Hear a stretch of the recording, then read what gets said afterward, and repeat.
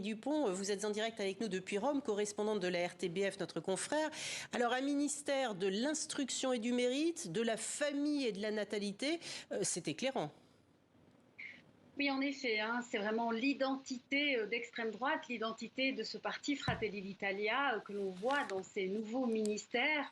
On a notamment l'agriculture et la souveraineté alimentaire, le ministère de la mer ou bien le ministère de l'écologie et de la sécurité énergétique. Donc clairement l'identité souverainiste qui transpire déjà des noms des ministères, sans compter que tous ces ministères ont été donnés à des figures très importantes dans le parti de Giorgia Meloni, des fidèles, des colonels, comme on dit ici en Italie. Donc Giorgia Meloni qui tient à tenir bien serré les rênes de ce gouvernement. Alors c'est vrai qu'elle est la première femme à présider le gouvernement italien. Elle a donc réussi à casser le plafond de verre, ce qui n'est pas rien dans un pays aussi patriarcal que l'Italie. Mais elle a aussi décidé de ne pas emboîter le pas de la parité, puisque vous l'avez souligné, seulement 6 femmes ministres pour 24 postes.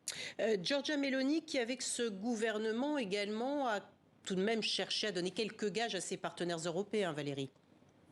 Alors bien sûr, elle a deux partis qui sont alliés avec elle dans ce gouvernement. Elle a donc décidé de donner à la Lega de Matteo Salvini certains gages, notamment le ministère de l'économie, qui est un ministère très important. Et cela va rassurer sans aucun doute l'Union européenne, puisque le ministre Giorgetti est un ministre sortant du gouvernement de Mario Draghi.